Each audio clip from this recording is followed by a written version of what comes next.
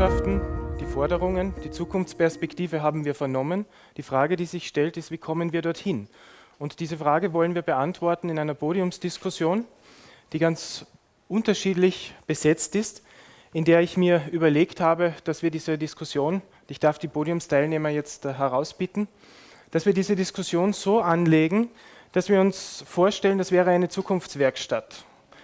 In dieser Zukunftswerkstatt gehen wir, ausgehend von der Last der Vergangenheit, die uns illustriert wurde, über die Wünsche für unsere Zukunft, die Visionen, was wir uns vorstellen können, was wir uns wünschen für die Region, hin zu realen und realistischen Initiativen für das Land Kärnten und die Region. Das heißt, ich werde den Teilnehmerinnen unserer Podiumsdiskussion in 3 Schritten Fragen stellen und an sie herantragen, die uns von der Gegenwart in die Zukunft zu realistischen Schritten und Initiativen führen sollen. Katrin Steiner-Hämmerle, darf ich auch noch aufs Podium bitten? Und in der ersten Runde machen wir sozusagen eine Problemanalyse. Ja, was sind die Herausforderungen der Situation? Wie erleben wir die Situation des Zusammenlebens und wie erleben wir die Zweisprachigkeit? Und es sind alle Teilnehmerinnen der Diskussion eingeladen, entweder aus ihrer Expertise zu antworten oder auch gerne aus ihrer persönlichen Wahrnehmung der Situation. Die erste Teilnehmerin, die ich begrüßen darf und an die ich meine erste Frage richten möchte, ist Lena Kolter. Sie ist Mitglied des Vorstandes des Clubs der slowenischen Studentinnen in Kärnten, Koroška, und Studentin an der Gustav Mahler Privatuniversität in Klagenfurt. Ihr politischer Aktivismus hat schon zu Schulzeiten begonnen, zieht sich bis jetzt, und sie hat begonnen im slowenischen Schülerinnenverband und bei der Aktion kritischer Schülerinnen in Kärnten. Dort war sie auch Frauensprecherin und Vorsitzende. Auf internationaler Ebene war Lena Kolter 2 Jahre lang Mitglied des Vorsitzes der europäischen Minderheitenorganisation European Free Alliance Youth, wo sie für den Jugend- und Aktivismusbereich zuständig war, und sie ist heute auch Teil der Initiative SCOOP, die sich für die Erfüllung der verfassungsgesetzlich verankerten Minderheitenrechte stark macht. Selbst, wenn ich das zitieren darf, sieht sie sich als Feministin, als Antifaschistin und politische Aktivistin, und wir sind sehr glücklich, dass sie sich mit all diesen Positionen heute zur Verfügung stellt. Und die erste Frage, die ich, wenn ich darf, an dich richten möchte, Lena, ist: Wie erlebt ihr denn den Alltag als Volksgruppenangehörige, die einer jungen Generation angehören? Wie wichtig ist für euch das Thema Zwei- und Mehrsprachigkeit? Jetzt ist das bei dir offensichtlich, weil sie sich im Aktivismus sozusagen durch deine persönliche Geschichte zieht, wie du diese Frage vielleicht beantworten würdest. Aber wie geht es dir mit anderen jungen Volksgruppenangehörigen? Wie ist die Situation der Studierenden in Graz, in Wien? Wie schafft man eine Vernetzung? Wie schafft man das Aufrechterhalten? Und was ist das, was sozusagen jungen Menschen heute unter den Nägeln brennt und was euch wichtig ist? Dobar dan. Guten Tag auch von meiner Seite. Jaz bom kar v slovenščini odgovorila, če imamo že priložnost, da se prevaja. Ne? Mladi vidimo predvsem problem v tem, da se veliko razpravlja in posluša in da si izmenjujemo mnenja, ampak da se nič ne naredi. Danes smo slišali izredno veliko stvari, s katerimi se mi mladi ukvarjamo, s katerimi so se že naši starši ukvarjali in s katerimi so se že naše babice in dedki ukvarjali, in so iste teme, nam vsem so znane, še vedno jih obravnavamo in še vedno niso rešene. Slovenščina in dvojezičnost je za nas izredno pomembna in je izredno pomemben del našega vsakdana. Doraščamo deloma v dvojezičnih ali pa v enojezičnih družinah, ko pa pridemo v Celovec in v večji del Koroške, je glavni jezik nemščina. Čim da zapustiš malo vas, kot je bilo to pri meni Bilčovs, in prideš v Celovec, se soočaš tudi s prvimi diskriminacijami kot koroška Slovenka in koroški Slovenci in ugotoviš, da pravzaprav svet ni tako lep in dvojezičen, kot si ga poznal ali poznala v svojem kulturnem društvu, v glasbeni šoli in deloma na dvojezičnih šolah, večinoma ampak tudi ne. Torej, problem je diskriminacija, ki jo tudi ne nagovarjamo, kajti mi mladi smo tudi diskriminirani kot koroške Slovenke in koroški Slovenci, in to še danes, in tega se ne tematizira, kajti otroci, ki igrajo pri košu in so stari 8 let, slišijo še danes psujke, horuk zruk über die Karawanken, obe zruk zum Tito. In to je bilo isto kot pred 40 leti. Še vedno se diskriminira na delovnem mestu in so ljudje neenakopravni in neenakovredni. Kajti, če bi bili enakopravni in enakovredni, bi svet malo drugače izgledal. Če bi bili enakopravni in enakovredni, bi jaz na javnih uradih lahko govorila slovensko. Bi jaz lahko uradne papire, javne papire dobila tudi v slovenskem jeziku, se ne bi morala zagovarjati, da sem Slovenka in tudi ne bi morala imeti slabo vest, da te stvari sploh zahtevam in nagovorim v slovenskem jeziku. Če bi bili enakopravni in enakovredni, potem bi verjetno tudi imeli dvojezičen pouk za vse. Potem ne bi bilo vprašanje, kdo se uči slovensko, kdo se uči nemško, kajti bi bilo to samoumevno, kot se tudi vsi učijo angleško. Problem je, vrednota slovenščine je druga, kot je vrednota nemščine. In vrednota jezika se zrcali na različnih področjih. In če bi še bili enakopravni in enakovredni, potem tudi se nihče ne bi moral soočati s tem, ali bo otrok, ali bojo vnuki, vnukinje govorili slovensko, ali jim bo omogočeno, da se šolajo v tem jeziku, ali bo ta jezik sploh še obstajal. To nemško govoreči na Koroškem se ne sprašujejo, mi se pa. In če se izobražujem dvojezično, če znam oba jezika, na Koroškem vseeno nimam veliko perspektiv za svojo službo, zato nas tudi izredno veliko gre, zato ker tukaj jih ni in tukaj bo vedno nekdo proti tebi, drugod tega ni, zato ker te probleme, s katerimi se mi soočamo, ki jih vidimo tukaj, da so problemi kot manjšina, drugod niso, ker manjšine so cenjene in imajo velik pomen za družbo in za družbeno raznolikost. Toliko za enkrat.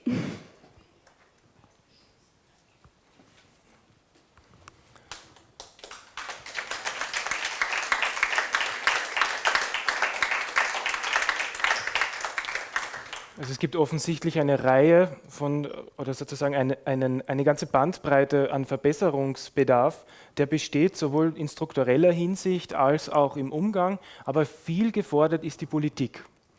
Und als Vertreter des Landes Kärnten an unserem Podium begrüßen darf ich Herrn Magister Igor Bucka, Leiter der Kulturabteilung des Landes und Hauptverantwortlicher von Carinti Jahr 2020. Er war lange Zeit in Kärnten tätiger Museumsleiter, Ausstellungskurator, Leiter zahlreicher wissenschaftlicher Projekte, vor allem in den Bereichen Geschichte, Literatur, bildende Kunst und Film. Er ist also ein Experte, was den Kulturbereich angeht. Er hat aber auch persönlich, wie er mir im Vorfeld der Tagung verraten hat, was er vielleicht heute auch ansprechen möchte, eine Geschichte mit der Zweisprachigkeit in der eigenen Familie, die eigentlich typisch ist für die Entwicklung Kärntens nach dem Zweiten Weltkrieg, etwas, was uns Frau Professorin Wakonik illustriert hat. Und jetzt haben wir ja eigentlich gedacht, die Situation hat sich verbessert. Wir haben eben gehört, wo das noch nicht der Fall ist. Aber ich möchte an Sie, Herr Magister Bucka, die Frage richten, wie gehen wir denn gegenwärtig eigentlich mit der Vergangenheit um? Wie definiert sich die Landesausstellung Carinthia 2020 und was sind aus Ihrer Sicht die Herausforderungen, denen das Land Kärnten im Kulturbereich begegnet, gerade auch, wenn es um die Zweisprachigkeit geht? Ich darf vielleicht mit persönlich beginnen und als meine Mutter, Kärnten aus Slowenien, hat in das Lavantal, St. Paul, auch ein Teil meiner Heimat, ist ja schon am Beginn gezeigt worden, ins Lavantal geheiratet und mein Vater war Amtsleiter einer Gemeinde und sie hat es, und deswegen würde ich meine Ausführungen jetzt gerne unter den Begriff auch Selbstverständnis setzen. Sie hat es in diesem repressiven Klima, das damals auch geherrscht hat im Lavantal, sich nicht sozusagen oder wollte sich nicht bekennen und glaubte, dass sie es nicht konnte und dass sie eventuell meinem Vater schaden würde.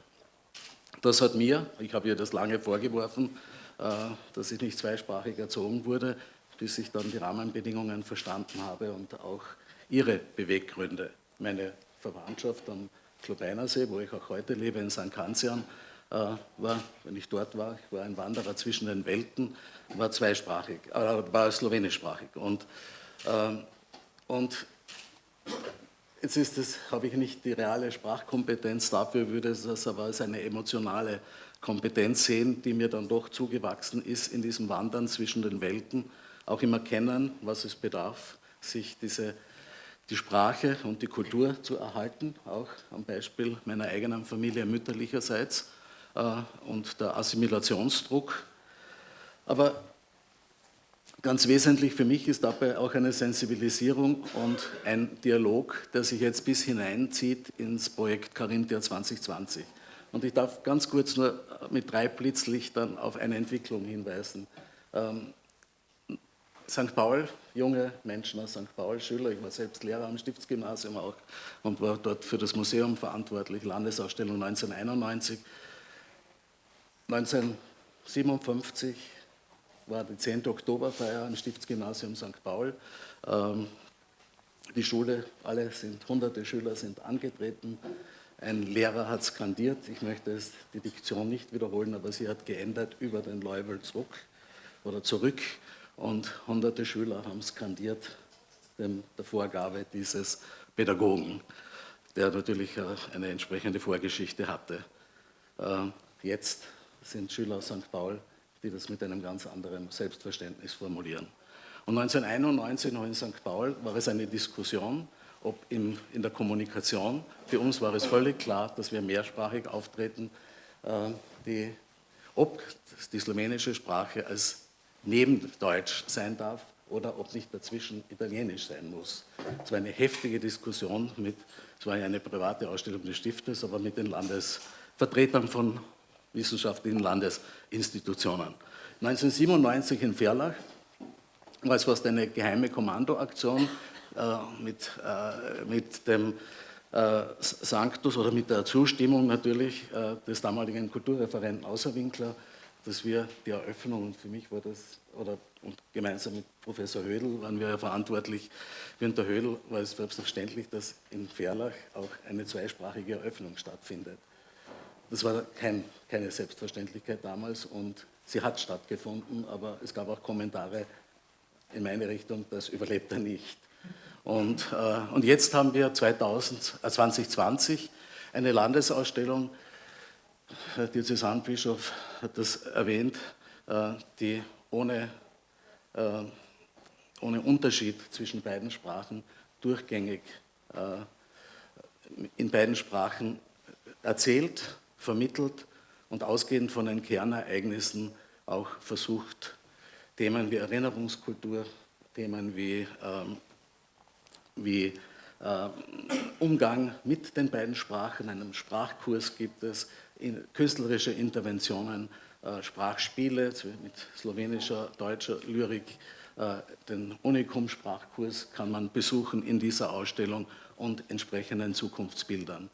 Ich denke, diese Plattform ist eine Versuchsanordnung. Sie steht 40 Meter lang, 5,50 Meter breit, bis 12. Juli noch in Völkermarkt und wandert dann durch die Kärntner Regionen. Das war auch eine wesentliche Intention, diese Ausstellung mit den beiden Landessprachen in die Kärntner Regionen zu bringen. Denn das höchst verdienstvoll und klug aufgebaute Konzept von Peter Fritz mit dem Kulturprogramm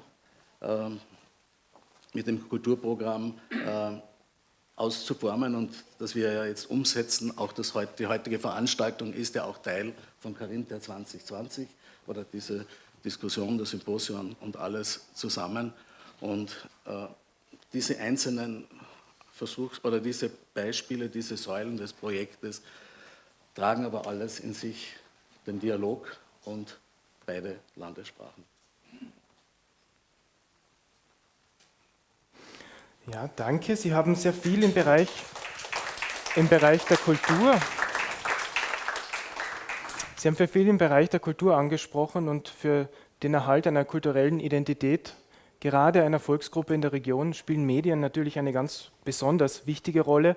Und ich bin froh, dass wir Frau Magistra Daniela Topper als eine Expertin sozusagen in der Medienwelt selbst verankert am Podium begrüßen dürfen.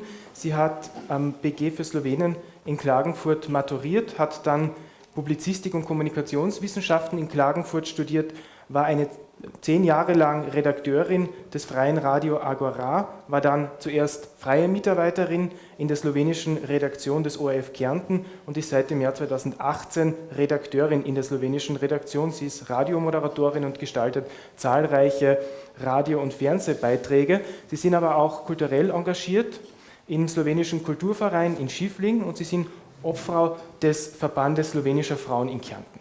Mir würde ja als jemand, der schon lange sich durch die sozusagen Situation in Kärnten bewegt, auf die Frage auf der Zunge brennen, wo sind eigentlich die Frauen im Bereich der Volksgruppenpolitik? Das, glaube ich, wären Sie die richtige Ansprechpartnerin. Aber ich will Sie ja im Anschluss an den Vorredner vor allem nach der Kultur und den Medien fragen. Ja, was sind denn, aber Sie können vielleicht beide Fragen miteinander verbinden, was sind denn die besonderen Herausforderungen in der Kultur- und Medienlandschaft, um die Volksgruppenidentität zu erhalten und einen Beitrag für die Zweisprachigkeit zu leisten? Wir wissen ja, dass gerade für Minderheitenmedien, wenn ich so in einem europäischen Vergleich sage, das Problem besteht, dass diese Medien sich ja oft nicht selbst finanzieren können, sondern Zuschüsse brauchen, um überhaupt die Absatzzahlen erreichen zu können, um tragfähig zu sein und Ähnliches. Das heißt, es braucht viel sozusagen an Förderung, um Medien in diesem Kontext erhalten zu können. Wo sehen Sie die Herausforderungen?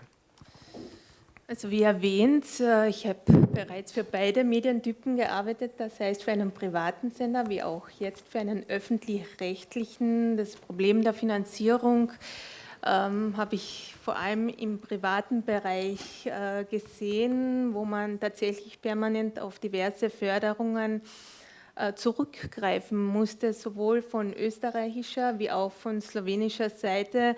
Und sich das ähnlich problematisch zeigt wie auch im kulturellen Bereich, würde ich mal sagen.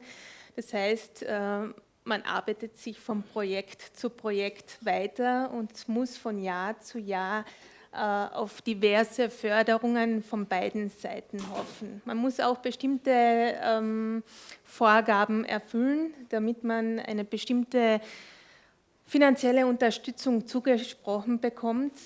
Im öffentlichen Bereich gibt es gewiss andere Herausforderungen. Im Vergleich in meiner Arbeit zum privaten Sender war Radio Agora immer darauf bedacht, so vielen Sprachen wie möglich Raum zu geben, auch verschiedenen Randgruppen Raum zu geben. Jetzt im slowenischen Programm des ORF Kärnten liegt der Fokus tatsächlich in der Unterhaltung, Information, aber auch einen Bildungsauftrag erfüllt dieses Radio, um die slowenische Minderheit zu fördern, dort abzuholen, wo sie heute steht, aber auch das Vergangene nicht zu vergessen. Genau. Wenn ich so egoistisch aus meinem Forscherinteresse heraus sein darf und die Frage jetzt doch noch stelle, gibt es besondere Anliegen, die Frauen in der Volksgruppe haben und die Sie im Verband der slowenischen Frauen auch formulieren?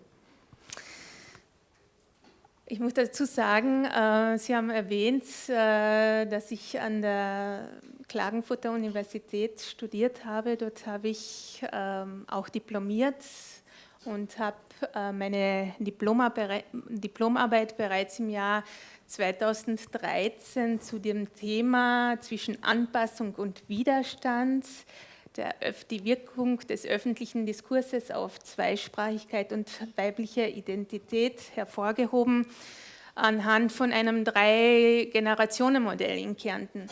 Und es ist sehr spannend, welche Funktion Frauen im Rahmen der Sprachübertragung an ihre Kinder, aber auch in ihrer weiblichen Identität in der slowenischen Volksgruppe übernommen haben. Und da gibt es sicher einiges zu verbessern noch in der Zukunft. 2003 wurde diese Diplomarbeit geschrieben. 17 Jahre später erkenne ich einige Fortschritte, aber auch als Obfrau des Verbandes der slowenischen Frauen merke ich, wie wichtig nun auch einige Vertreterinnen, sowie von Seiten der Grünen, Olga Voglauer, nun für die Frauen auch im slowenischen Bereich ist, auch mit Anna Blatnik, sehr wichtige Vertreterin für die Kärntner slowenischen Frauen, für die Anliegen. Ich sehe die Kärntner Sloweninnen einerseits als sehr stark, was das Weitergeben der slowenischen Sprache, der Muttersprache betrifft, auch im Kampf für die Rechte der slowenischen Volksgruppe. Andererseits aber auch wieder unterordnend, was die weibliche Identität betrifft. Man sieht hier auch, dass die Frauen in einer patriarchalen Struktur aufgewachsen sind, teilweise auch durch das kirchliche Bild Mann, Frau sich selbst eine bestimmte Rangordnung innerhalb der Familie gegeben haben und dass diese, bestimmten Zuordnungen erst nach und nach aufbrechen, ja, und Frauen sich selbst auch anders entdecken können. Dabei versucht sie auch der Verband der slowenischen Frauen zu unterstützen, egal aus welcher Richtung. Es wurde bereits erwähnt von den Studenten. Es ist auch die Minderheit keine homogene Gruppe. Auch hier gibt es verschiedene Auffassungen. Manche sehen sich eher links, andere eher rechtsorientiert. Der Verband will alle Frauen auffangen. Genau. Das heißt, der Pluralismus der Politik in sozusagen der Mehrheitsgesellschaft spiegelt sich natürlich auch in der Volksgruppe wider. Und natürlich gibt es auch hier sozusagen die Perspektive, den Genderblick, den man einnehmen kann und muss, wenn man Volksgruppenfragen analysiert. Und das ist sicher auch ein Zukunftsthema, das wir weiterhin mitnehmen müssen, wenn wir über diese Frage diskutieren. Das ist aber eine Frage, die Volksgruppenpolitik mit der Politik an sich verbindet. Und da komme ich zur nächsten Teilnehmerin am Podium mit meiner ersten Frage über sozusagen die Gegenwartsanalyse. Frau Professorin Dr. Katrin Steiner-Hämmerle ist, wie Sie wissen, Professorin an der Fachhochschule Kärnten für Politikwissenschaft. Sie war zuvor lange Zeit tätig als Politik- und Rechtswissenschaftlerin an den Universitäten Innsbruck und Klagenfurt. Sie hat zahlreiche Lehraufträge wahrgenommen in Klagenfurt, an der Universität Graz, an der Sigmund-Freud-Universität Wien und an der Donau-Universität Krems. Sie wirkt und forscht in den Bereichen der politischen Bildung, des Wahlrechts, der Partizipations- und Demokratieforschung und ist Ihnen natürlich allen bekannt als eine der Analystinnen der Kärntner politischen Situation. Und als solche möchte ich dich heute auch ansprechen und die Frage stellen, wie verhält sich denn aus deiner Sicht die Politik in Volksgruppenfragen und vielleicht auch umgekehrt, wie verhält sich denn die Volksgruppenpolitik in einer politischen Einschätzung und was wären sozusagen Herausforderungen für die Volksgruppenpolitik? Muss man sich vielleicht europäisieren, muss man sich verjüngen oder muss man sich regionalisieren oder kann man so weitermachen wie bisher? Ja, das waren jetzt sehr viele Fragen, aber ich will vielleicht doch mir erlauben, ganz kurz auch mit einer persönlichen Bemerkung noch zu beginnen. Ich bin ja eine zugewanderte Kärntnerin, muss ich sagen, aber ich komme auch, oder ich bin aufgewachsen sehr, sehr nahe an einer Grenze und ich finde es immer spannend, auch diesen Vergleich hier einmal zu ziehen. Ich bin rund 200 Meter vor einer Grenze aufgewachsen, die zwar bewacht wurde, noch in meiner Jugend, aber wo die gemeinsame Sprache gesprochen wurde auf beiden Seiten, sofern man Schweizerdeutsch und Deutsch vergleichen kann. Aber was ich spannend fand, die Vorarlberger haben sich vor gut 100 Jahren mehrheitlich zu einem Beitritt zur Schweiz ausgesprochen. Und die Schweizer haben uns dann abgelehnt, weil sie dort dieses komplizierte Gleichgewicht von Sprachen und Religionen nicht zum Kippen bringen wollte. Seitdem gelten wir ja als Kanton übrig, scherzhaft gemeint, aber was ich schon interessant finde, niemand wirft den Vorarlbergern heute oder hat danach jemals vorgeworfen, dass wir eigentlich nicht bei Österreich bleiben wollten. Und wir werfen heute und haben das auch nie gemacht, den Schweizern vor, dass sie uns nicht genommen haben. Und insofern ist etwas, was in Kärnten vor 100 Jahren passiert ist, nicht so außergewöhnlich oder untypisch, nur die Folgen waren ganz andere. Und das muss man sich auch einmal vor Augen halten, dass in anderen Bundesländern in Österreich eben diese Geschichte sehr ähnlich war, aber ganz anders interpretiert wurde und wird.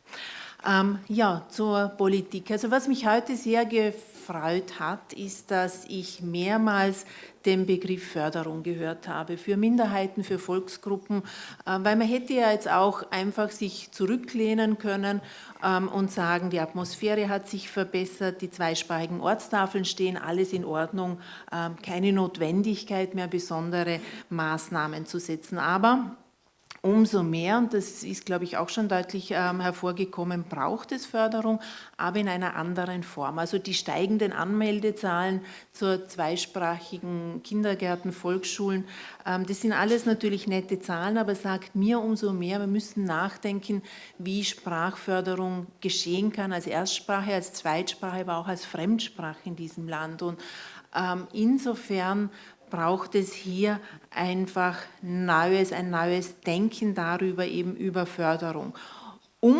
Für mich das Ziel eigentlich wäre, nämlich dazu zu kommen, dass man sichtbarer wird, sichtbarer macht diese Zweisprachigkeit und dadurch auch sichtbarer macht, dass die kulturellen Unterschiede, das hat mich manchmal gestört schon bei meinen Vorrednerinnen und Vorrednern, dass oft so betont wird, dieser Unterschied in der Kultur. Und ich glaube nämlich eigentlich nicht, dass der so stark ist. Und das würden wir auch merken, wenn wir mehr in zwei Sprachen feiern würden, Kultur eben pflegen würden und alle diese Dinge. Ich habe mir jetzt kurz das Regierungsprogramm angeschaut. Die Frau Ministerin ist zwar nicht mehr da, aber sie hat darauf Bezug genommen. Und ich glaube, wenn es jetzt darum geht, Volksgruppenrechte und Interessen zu schützen und auch zu fördern in Zukunft, sind da drei Punkte drinnen oder drei Gruppen von Maßnahmen. Also Volksgruppen stehen sehr prominent, sehr zu Beginn dieses Regierungsprogramms. Das ist sehr erfreulich. Bei zwei Punkten, denke ich mir, sollte die Volksgruppe aufpassen. Das ist der Punkt, da steht Neukodifikation der verfassungsrechtlichen Bestimmungen. Ja, das klingt sehr technisch, kann aber auch sehr fatal sein, wie wir wissen. Und es steht auch drin, dass es eine Arbeitsgruppe geben soll, um die Volksgruppenvertretung zu modernisieren.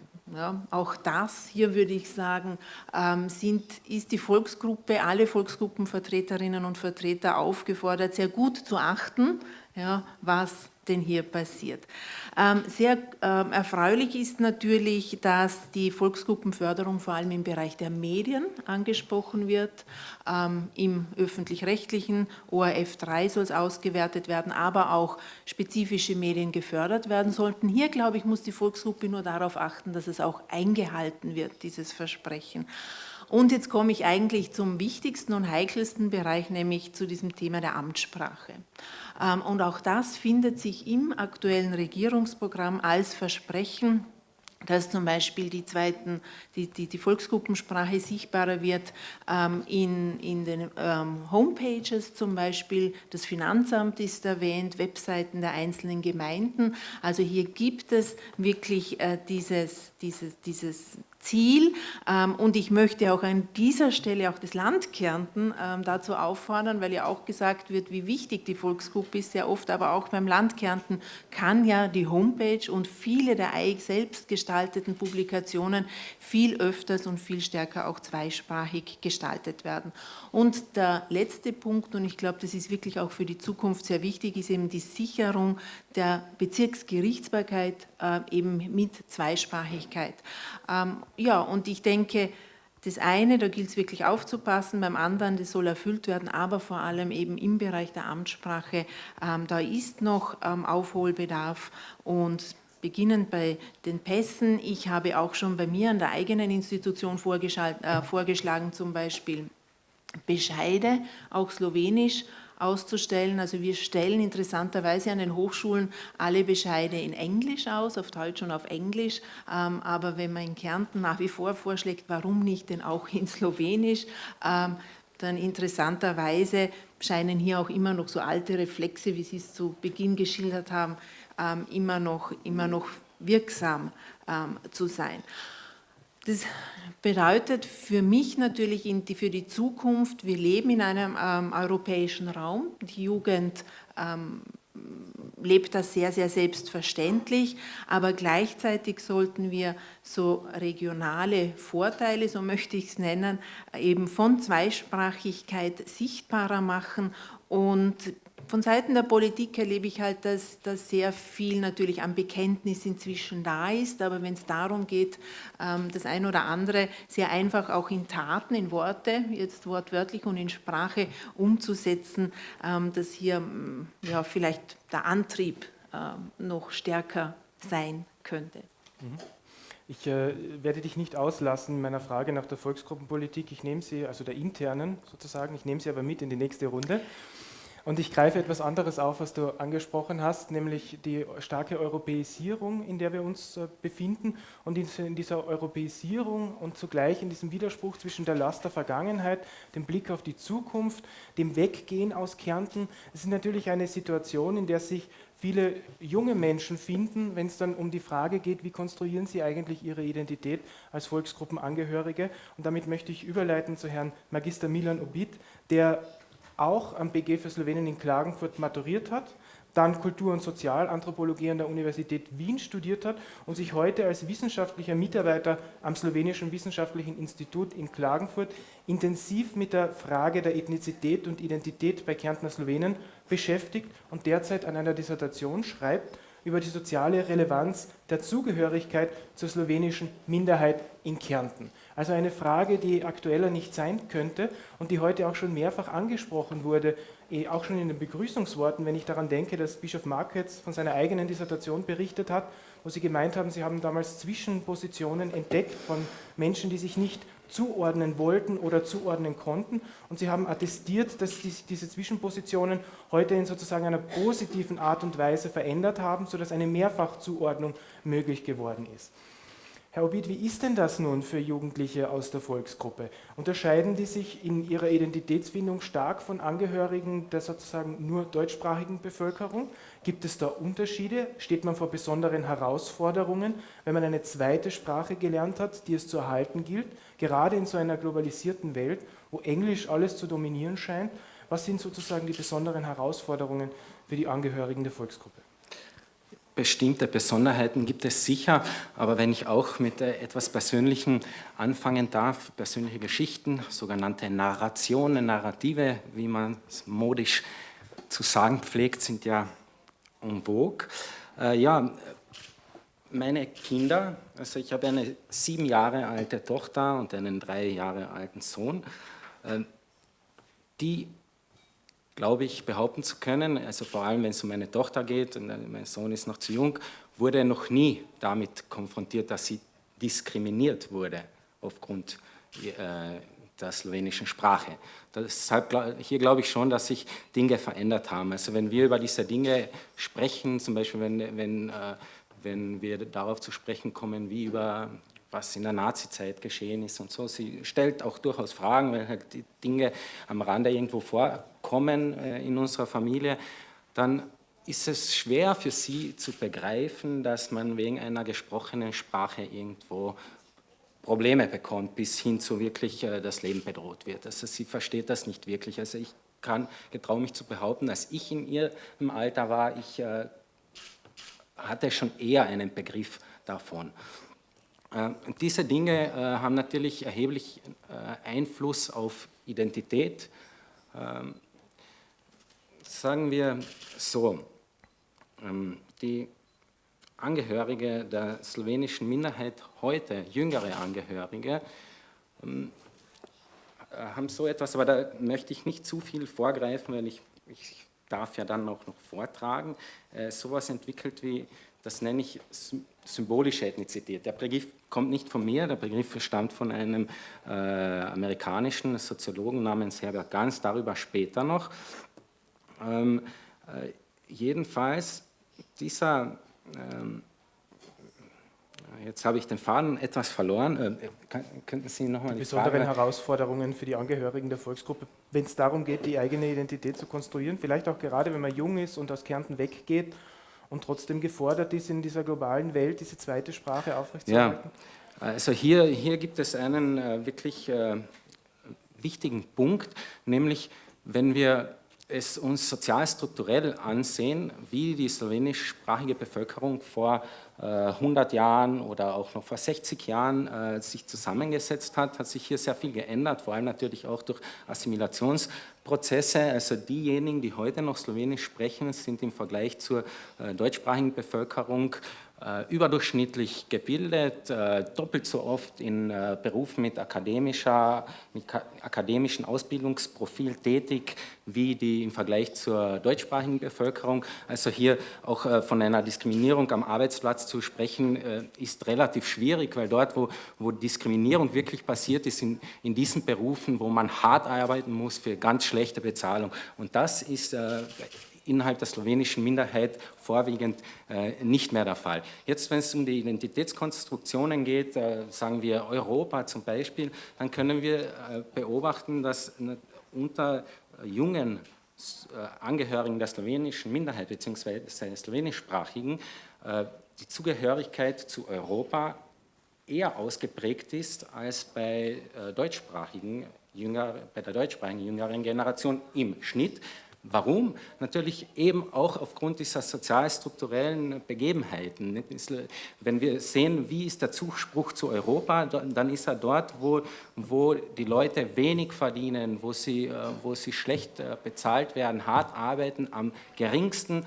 Und dort, wo die Leute besser ausgebildet sind, mehr verdienen, ist der Zuspruch zu Europa ein größerer.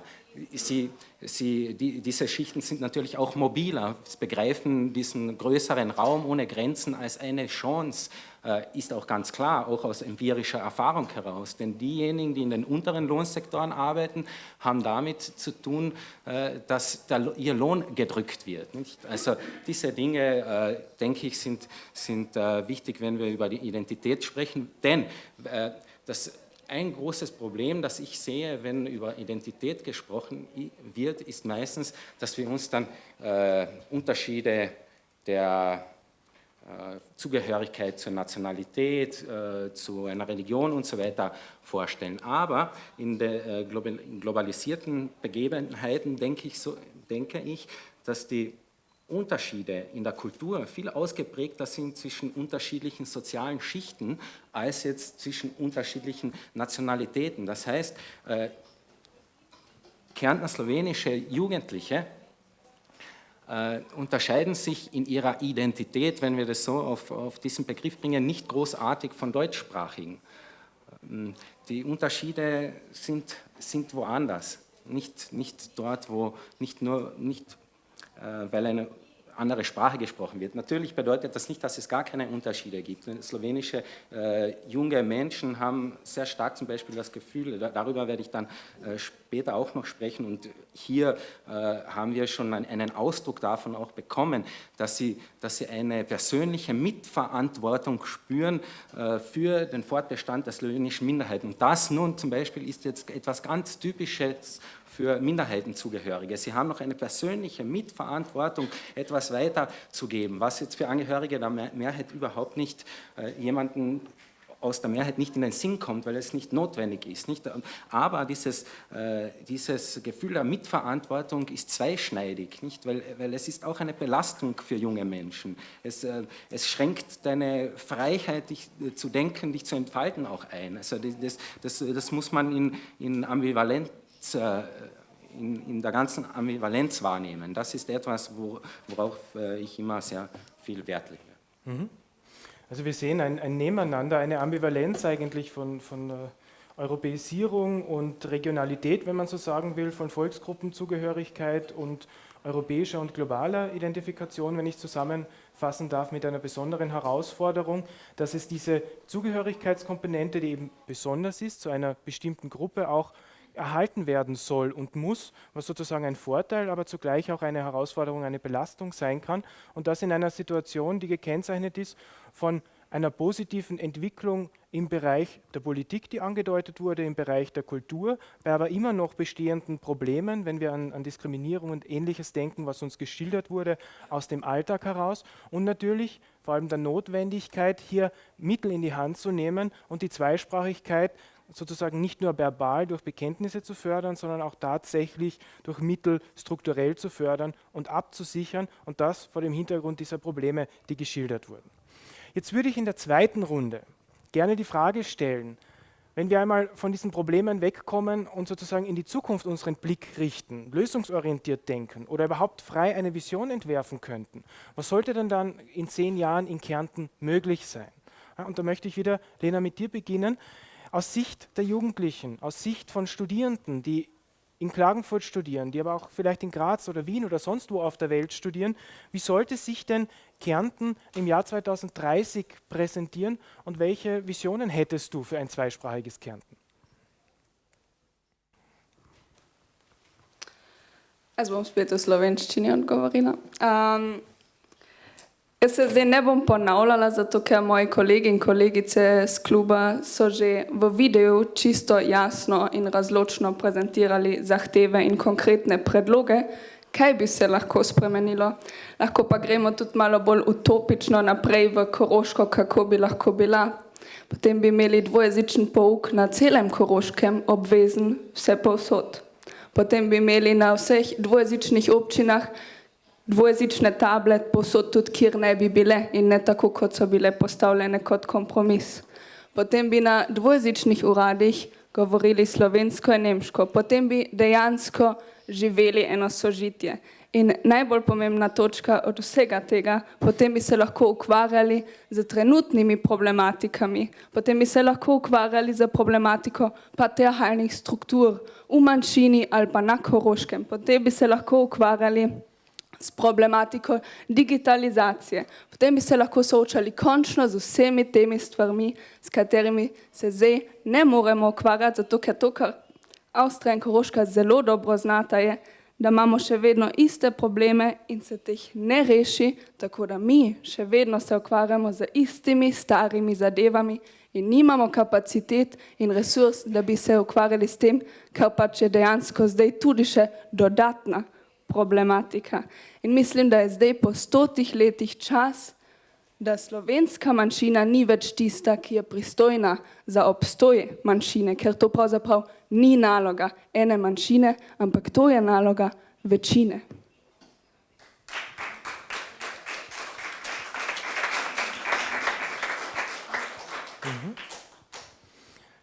Dann, Herr Bucker, wie soll sich denn das Land Kärnten im Jahr 2030 präsentieren? Vielleicht auch, wenn wir an die Kultur denken und uns überlegen, dass das Land sich ja tatsächlich so weiterentwickeln könnte, dass die Zwei- und Mehrsprachigkeit zu einem Mehrwert, zu einem USP im internationalen Kontext werden könnte. Die Aufgabenstellung ist formuliert. Ich möchte aber auch das in einem Bogen ausgehend von der Gegenwart machen. Förderungen sind per se immer zu gering.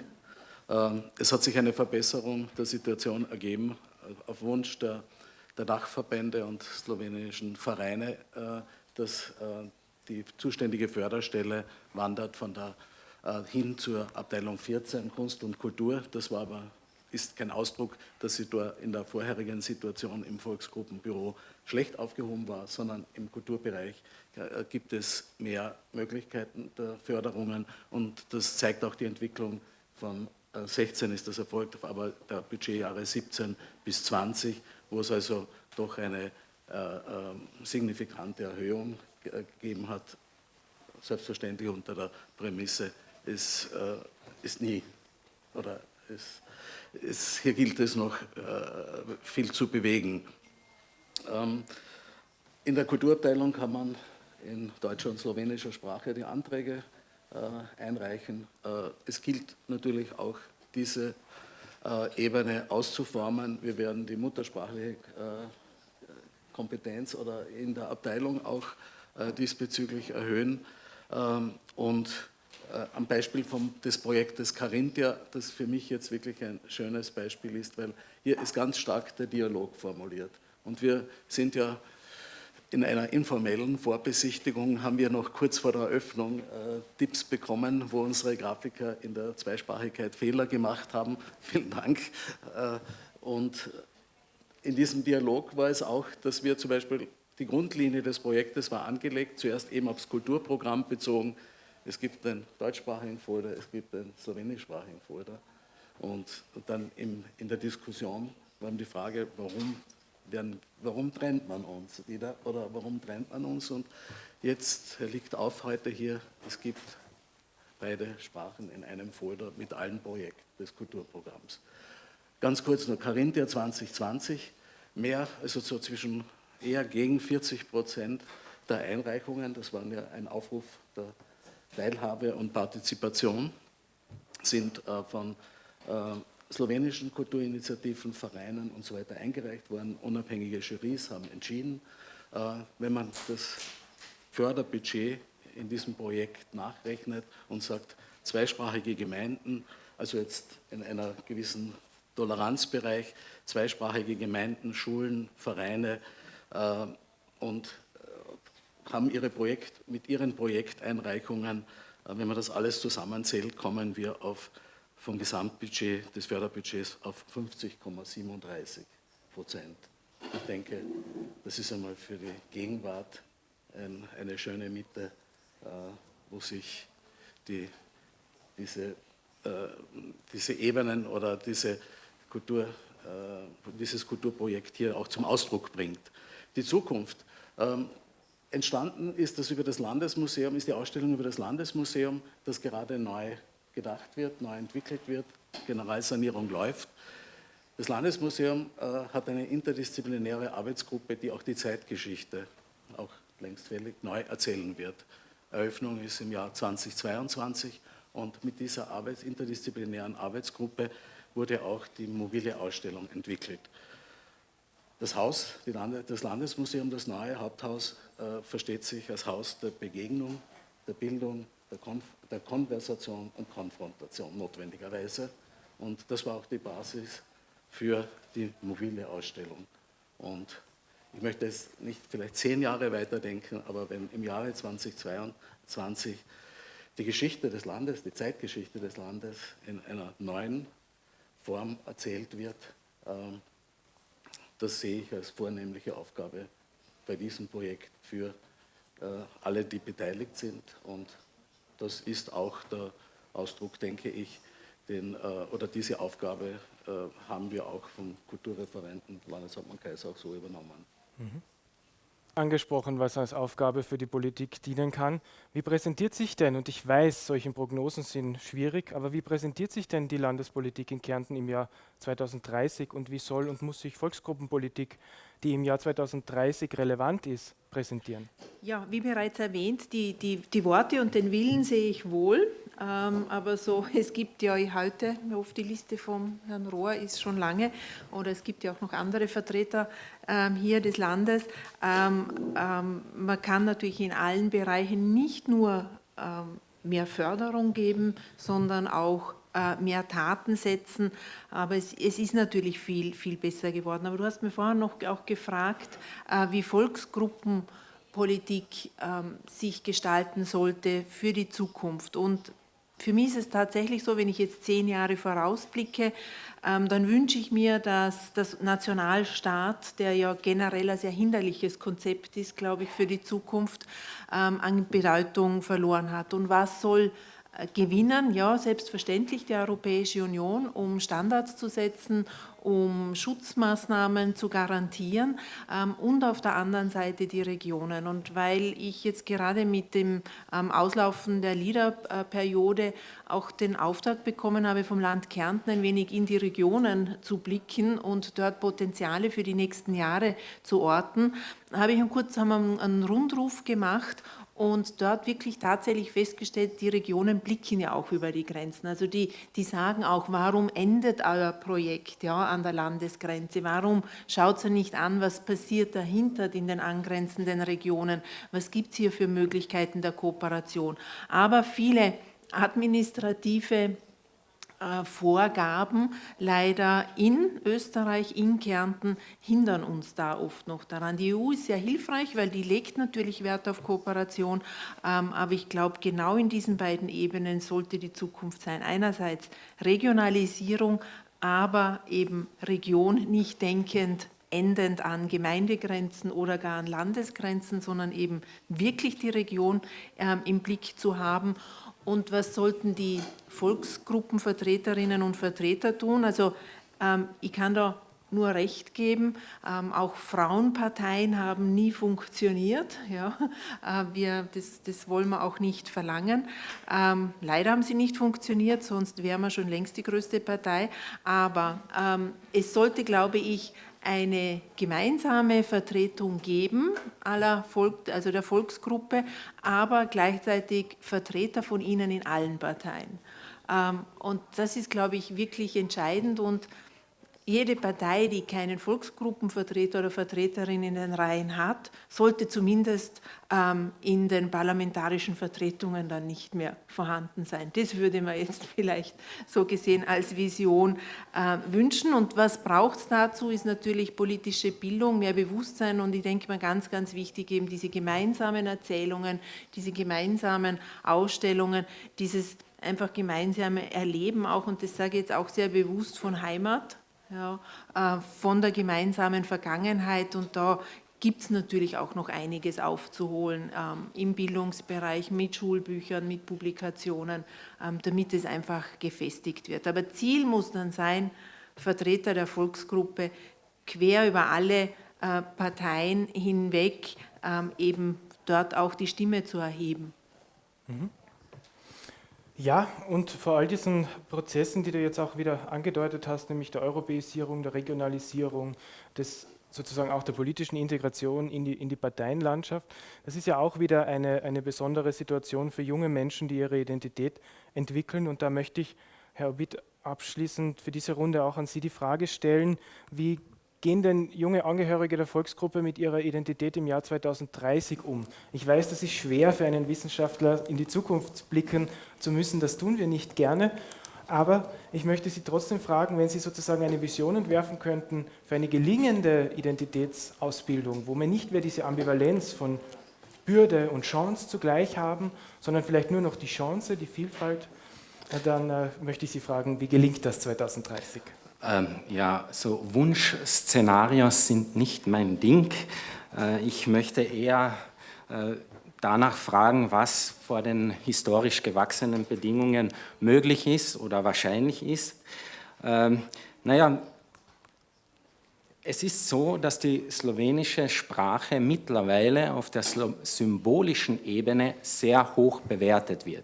Das sehen wir bei Veranstaltungen wie hier, aber auch anderswo. Der Landeshauptmann spricht sehr gern auf Slowenisch auch, also zumindest eben auf der symbolischen Ebene. Er lernt es nicht, aber auf der symbolischen Ebene spricht er ein paar Worte Slowenisch und so weiter. Und das zieht sich durch alle gesellschaftlichen Bereiche. Ja, die Sprachfähigkeiten sind dabei ein Problem, auch innerhalb der Volksgruppe, nicht nur bei jenen, die kein Slowenisch sprechen, auch bei jenen, die in slowenischen Familien aufwachsen, sind die Sprachfähigkeiten teilweise, naja, relativ bescheiden. Und da würde ich anknüpfen bei Kollegin Topa, die bei ihrem Wunschszenario, dass in allen möglichen Bereichen der Medien vor allem, weil Sie und auch ich, wir sind ja im beruflichen Alltag auch Kollegen, bei den Medien arbeitet. Aber dann würde sich schon sofort das Problem stellen, dass auch unter jenen, die Slowenisch sprechen, auch innerhalb der Familie, die Fähigkeiten, sich in der slowenischen Sprache auszudrücken, mangelhaft sind. Nicht? Also nicht, dass wir uns falsch verstehen, das ist kein Vorwurf an die junge Generation. Das Abbild, das wir vor uns haben, ist halt das Resultat gesellschaftlicher Bedingungen. Aber was man tun könnte, ist, neben der Höherbewertung des Slowenischen auf symbolischer Ebene, das ja relativ einfach zu tun ist. Vor allem Politiker rühmen sich dann gerne, welche Schritte wir vorwärts gemacht haben und so weiter. Aber auf symbolischer Ebene kann man das super toll präsentieren, ohne wirklich gesellschaftliche Ressourcen dafür freimachen zu müssen und reinfließen zu lassen. Und wenn wir bei der Qualifikation sind, es beginnt bei der Schule und es setzt sich bis zur Universität fort. Die Frau Professor Wakonik hat früher die Slowenistik angesprochen und beziehungsweise die Bedrohung, dass Institute geschlossen werden. Mir ist vor einigen Monaten im Zuge meiner Recherchen für meine Arbeit eine Diplomarbeit in die Hände gekommen, und das ist keine Ausnahme, es sind mir schon mehrere so Arbeiten in die Hände gekommen. Da ging es um Identitätsprozesse, deshalb hat sie mich interessiert. War verfasst in deutscher Sprache, aber von einer Studentin. Das war, wie gesagt, eine Diplomarbeit, eine Magisterarbeit, also schon älter, mittlerweile, also sagen wir, gut 10 Jahre alt, ungefähr die Arbeit. Also mittlerweile Absolventin der Slowenistik. Am Ende dieser Arbeit war eine Zusammenfassung in slowenischer Sprache. Diese Zusammenfassung könnte jemand, der kein Deutsch versteht, nicht mal verstehen. Also die war katastrophal in jeglicher Hinsicht, sowohl was die Grammatik, die Rechtschreibung, den Syntax, den Ausdruck, alles in allen Facetten, absolute Katastrophe. Das ist auch die Wahrheit, wenn wir über das Institut der Slowenistik sprechen. Also es ist natürlich die Schuld nicht am Institut für Slowenistik alleine zu suchen und auch nicht auf dem Institut für Slawistik, aber das ist ein Abbild der gesellschaftlichen Verhältnisse. Die slowenische Sprache wird zwar symbolisch hoch bewertet als Qualifikation, aber nach wie vor gering geschätzt. So ist es in Wirklichkeit. Denn in französischer oder englischer Sprache könnte nie und nimmer eine derartige Zusammenfassung am Ende einer Diplomarbeit stehen. Und was diese Qualifikation betrifft, das betrifft ja nicht nur die Slowenistik. Ich schreibe meine Arbeit am Institut für Kulturwissenschaften, also Institut für Kulturanalyse heißt es nun. Dort kann niemand Slowenisch. Und es kommt auch niemandem in den Sinn, in eine Ausschreibung hineinzuschreiben, dass Slowenisch als Qualifikation gefragt wird. Unlängst wurde wieder eine Ausschreibung gemacht, steht nicht drin. Vor allem die Leute, die dort arbeiten, sind mittlerweile vor allem aus Deutschland, muss man auch sagen. Aber das Slowenisch als Qualifikation wird gering geschätzt. Symbolische Ebene ja, Qualifikation, und dort, wo man wirklich Ressourcen braucht, nein, nach wie vor. Mhm. Danke, das greife ich gleich auf, um sozusagen mit der dritten Runde auch unsere zusammenfassende Abschlussrunde einzuleiten. Wie kommen wir denn jetzt, wenn wir viel über Visionen gesprochen haben, zu Anfangs sehr viel über Probleme und Schwierigkeiten, Herausforderungen für die Zweisprachigkeit, wie kommen wir denn jetzt von einer symbolischen hohen Bewertung der Sprache zu konkreten nächsten Schritten und Maßnahmen? Was ist denn Ihrer aller Meinung nach die nächste Hausaufgabe, die wir zu erledigen haben? Was ist der konkrete Schritt, den entweder die Politik, die Kultur oder auch wir als sozusagen Verantwortliche für die Situation setzen können? Vielleicht, Herr Obidt, darf ich gleich mit Ihnen in der umgekehrten Reihenfolge dann das Panel zu Ende führen und Ihnen die Möglichkeit geben, gleich zu sagen, wie wird es denn besser? Wie wird es denn besser? Naja, es ist in dem, was ich eben gerade gesagt habe, steckt ja die Antwort schon drin. Man muss das Slowenische auch als Qualifikation schätzen. Das bedeutet, man muss Anreize schaffen, wie das ja so in dem marktwirtschaftlichen Jargon immer heißt. Man muss Anreize schaffen, Slowenisch lernen zu wollen. Und nicht nur ein paar Worte Slowenisch lernen zu wollen, so wie das oft an den Schulen und auch leider an den Universitäten oft leider geschieht, sondern wirklich die Sprache wirklich zu lernen, ernsthaft zu lernen. Das ist hier müssen Anreize geschaffen werden und da braucht es gesellschaftliche Ressourcen. Aber diese Ressourcen werden ja knapp gehalten. Ich sage bewusst knapp gehalten, nicht, weil ich glaube diese Geschichte nicht, dass man ständig nur sparen muss. Denn wenn man spart und spart und spart, kommt am Ende auch nichts dabei heraus. Man muss investieren in die Zukunft. Das Schlimmste, weil immer gesagt wird, die zukünftigen Generationen werden darunter leiden, wenn wir zu viel Geld ausgeben. Möglicherweise. Aber vor allem werden die zukünftigen Generationen darunter leiden, wenn die Generationen, die jetzt jung sind, produktiv sein könnten, zu wenig Ressourcen haben, um überhaupt tätig zu werden. Und das hier ist der Punkt und das betrifft genauso eine Politik, eine Volksgruppenpolitik, und hier muss man ansetzen. Man muss ressourcenfrei machen, man muss Anreize schaffen, dass Slowenisch was zählt. Ansonsten bleibt es auf der symbolischen Ebene und wir haben schöne Veranstaltungen, schöne Worte, viel Moralinjektionen und so weiter, aber es geht trotzdem langsam nach unten, auch wenn nicht mehr so schnell wie vorher mal. Mhm. Frau Topper, was ist der nächste Schritt aus Sicht der Medien- und Frauenpolitik? Also ich denke, so wie es vorher auch gezeigt wurde, Arthur Lemisch, der gemeint hat, innerhalb eines Menschenalters sollte quasi sich diese slowenische Sprache in Luft auflösen. Sprache ist mit Emotionen verbunden und wenn ein Volk permanent die Minderwertigkeit einer Sprache erleben muss, dann fängt es, glaube ich, schon dabei an, bei diesem Wort Minderheit. Minder. Also die slowenische Volksgruppe müsste lernen, wieder ihren Selbstwert zu entdecken. Und das kann man nur mit Bildung erreichen. Das heißt, schon in den Krabbelstuben, über den Kindergarten, Volksschule, Gymnasium, den Kindern den Wert dieser Sprache tatsächlich zu vermitteln und tatsächlich auch diese zweite Landessprache leben. Ich denke, dadurch, dass eben Sprache mit sehr vielen Emotionen, mit Erlebnissen, die man in Zusammenhang mit dieser Sprache im Leben hat, verbunden ist, wenn ein Kind immer mit neugierigen Augen auch auf zum Beispiel die slowenische Sprache blicken könnte, dann wäre es im Herzen offener, auch im Geist. Und das können wir heute teilweise bei diesen jüngeren Generationen erleben, die teilweise gar nicht mehr nachvollziehen können, warum ihnen von Seiten der Eltern etwas nicht beigebracht wird, was keine Minderwertigkeit bedeutet, sondern einen Mehrwert.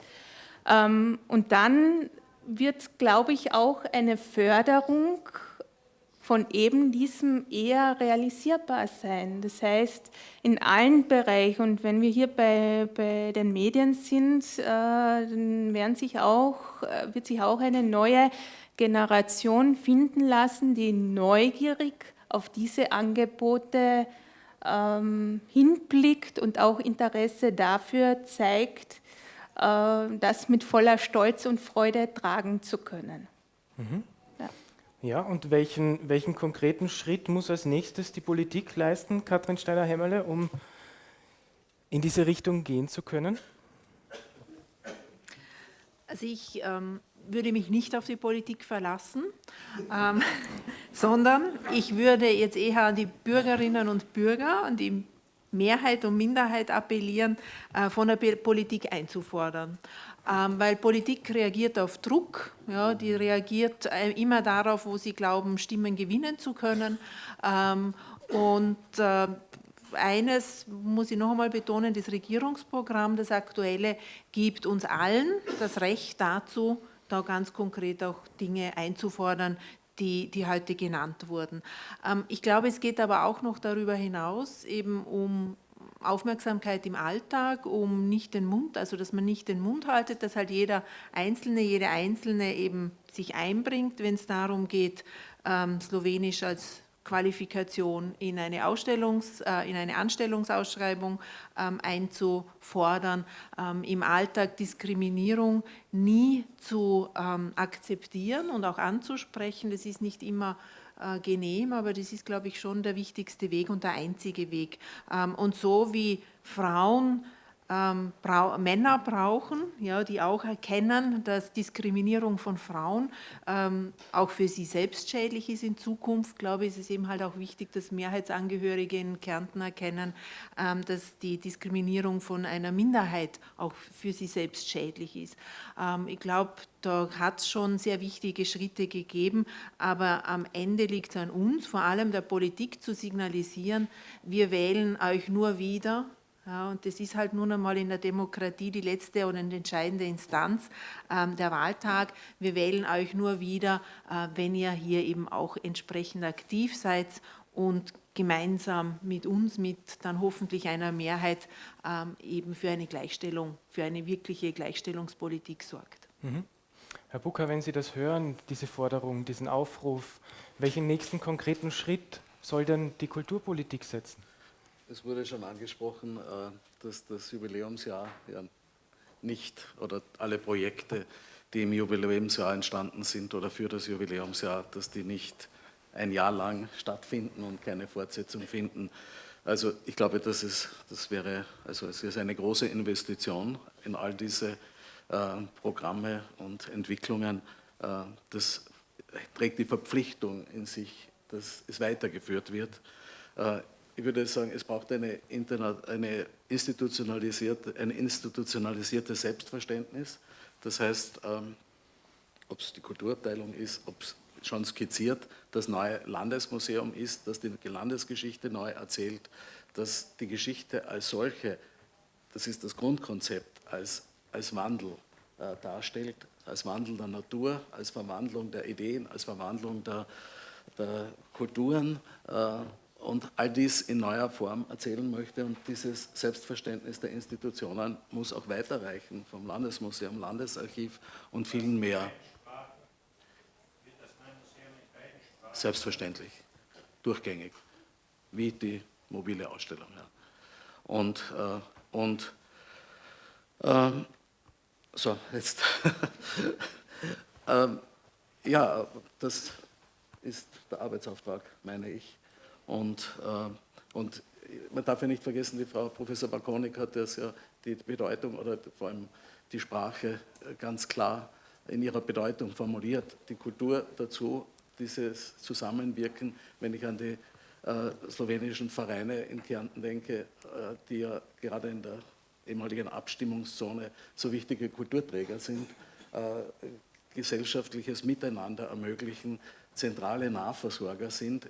Das spiegelt sich ja ganz deutlich ab, auch im Bericht zur Lage der slowenischen Volksgruppe in Kärnten, jetzt auch 2 Seiten nur aufgelistet, welche Aufgaben, welche Schwerpunkte man lebt und arbeitet und lebt. Das ist, glaube ich, für die Kultur und auch für die Kulturpolitik der wesentliche Auftrag. Mhm.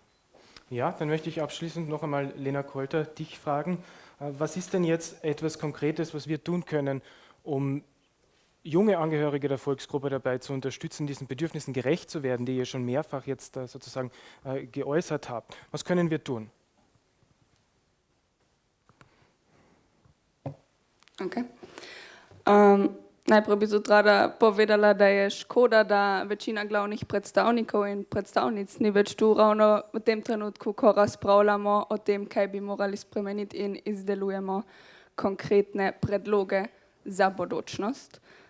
Ampak jaz se ne bom ponavljala, zato ker moji sogovorniki in sogovornice so že izredno pomembne stvari nagovorili, kako in kaj bi morali spremeniti, bi pa zaključila z enim citatom od sufražetke, in sicer Taten statt Worte.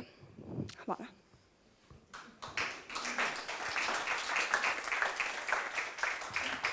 Ja, ich glaube, das ist ein wichtiger Aufruf an uns alle, um vom Symbolischen zum Konkreten zu kommen, was die Bewertung und Verbesserung der Situation der Zweisprachigkeit in Kärnten betrifft.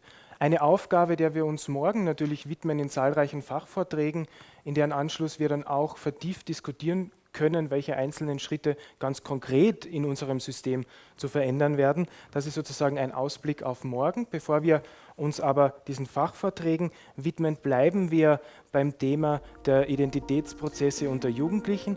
Bevor wir uns diesem Thema aber vertieft nähern, darf ich jetzt als erstes einmal einen ganz herzlichen Dank an das Podium und an alle Diskutantinnen aussprechen für ihre Mitwirkung. Danke vielmals.